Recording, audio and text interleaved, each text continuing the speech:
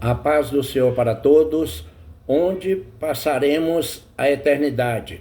Guarde seus passos, o seu caminho e a sua vida.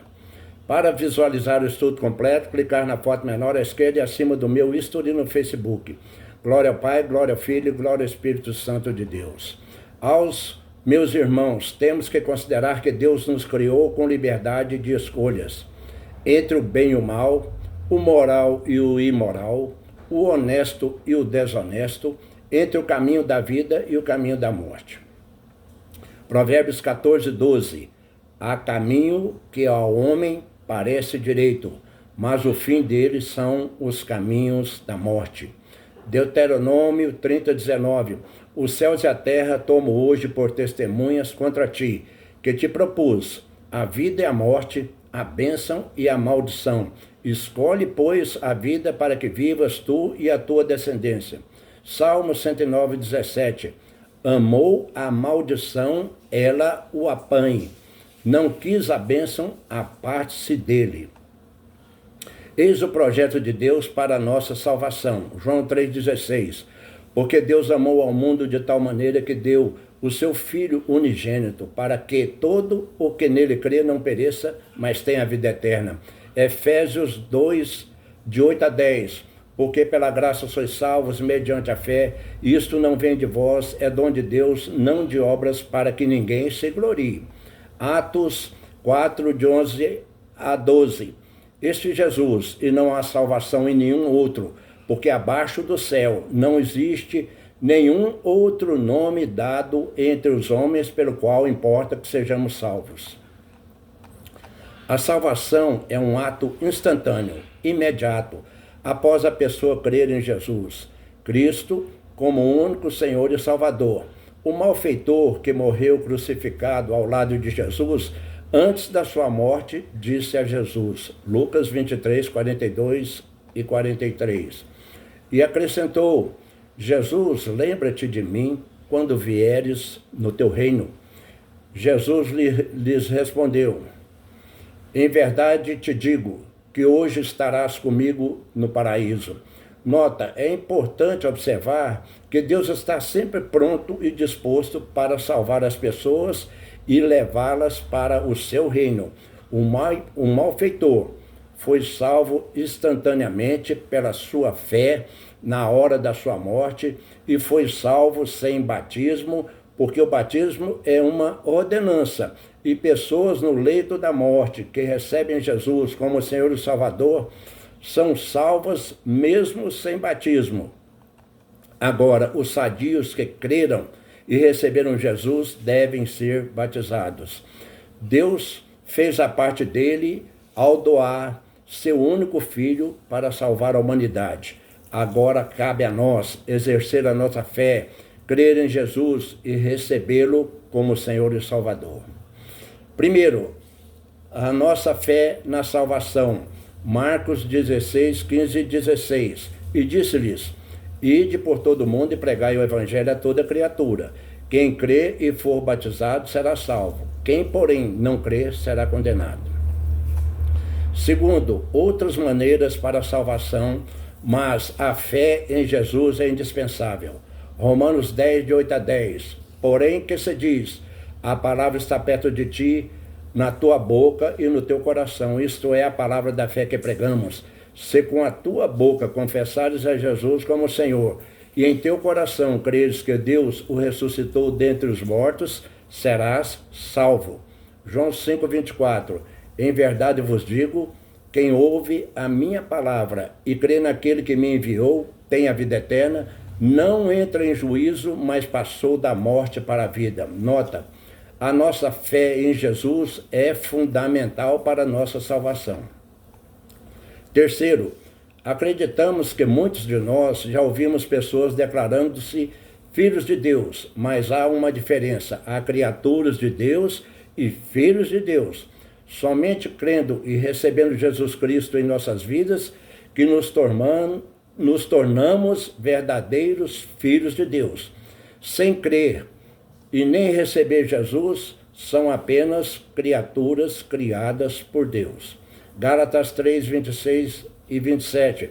Pois todos vós sois filhos de Deus mediante a fé em Cristo Jesus. João 1, 11 a 13. Veio para o que era seu, e os seus não o receberam, mas a todos quantos o receberam, aos que creram no seu nome, deu-lhes o poder de se tornarem filhos de Deus, os quais não nasceram do sangue, nem da vontade da carne, nem da vontade do varão, mas de Deus. Quarto, explicação de mudanças de hábitos e comportamentos que ocorrem quando as pessoas creem e recebem Jesus Cristo como único Senhor e Salvador. 2 Coríntios 5,17. E assim, se alguém está em Cristo, é nova criatura. As coisas antigas já passaram e eis que se fizeram novas. Nota, quando a pessoa crê e recebe Jesus, ela se torna uma nova personalidade espiritual nascida de Deus. A pessoa passa de criatura para filho de Deus e com a vida totalmente regenerada. Tito 3, 4 a 7. Quando, porém, se manifestou a benignidade de Deus, nosso Salvador, segundo sua misericórdia, ele nos salvou mediante o lavar regenerador e renovador do Espírito Santo, a fim de que, justificados por graça, nos tornemos seus herdeiros segundo a esperança da vida eterna. Quinto, Deus coloca diante de nós dois caminhos. Mateus 7, 13 a 17. Entrai pela porta estreita, larga é a porta e espaçoso o caminho que conduz para a perdição. E são muitos os que entram por ela, porque estreita é a porta e apertado o caminho que conduz para a vida, e são poucos os que acertam com ela. Jesus é o nosso único caminho para Deus. João 14, 6. Respondeu-lhes Jesus: eu sou o caminho, a verdade e a vida, ninguém vem ao Pai senão por mim. Nota, as pessoas que não conhecem a Bíblia, que é a palavra de Deus, não sabem e nem se preocupam que religiões, a maioria delas, são caminhos opostos a Jesus. Onde passaremos a eternidade? A incredulidade em Jesus e da Bíblia, e é outro caminho oposto a Jesus. Não existe reencarnação, Hebreus 9, 27. Não existe purgatório e são mentiras os caminhos de salvação pelas religiões, pelas igrejas, pelas obras humanas e de ídolos, são caminhos opostos a Jesus. O Espírito Santo não se incorpora em pessoas, e somente ele atua em atividades espirituais de Deus. Sexto, guarde no seu coração. Vidas são escolhidas, vidas são colhidas para a eternidade, e a situação delas está definitiva diante de Deus, e os espíritos de humanos jamais voltarão à terra ou ao lugar onde viveram. Aqueles que morrem com Jesus serão levados pelos anjos ao reino de Deus, e se morrerem sem Jesus, estarão no inferno. Lucas 16, 19 a 24. Ora, havia certo homem rico, havia também certo mendigo chamado Lázaro. Aconteceu morrer o mendigo e ser levado pelos anjos para o seio de Abraão. Morreu também o rico e foi sepultado no inferno, estando em tormentos. Jó 7, de 9 a 10. Tal como a nuvem se desfaz e passa, aquele que desce à sepultura jamais tornará a subir. Nunca mais tornará a sua casa, nem o lugar onde habita o conhecerá jamais. Nota, os espíritos que atuam usando identidade de pessoas falecidas São anjos decaídos que operam sinais.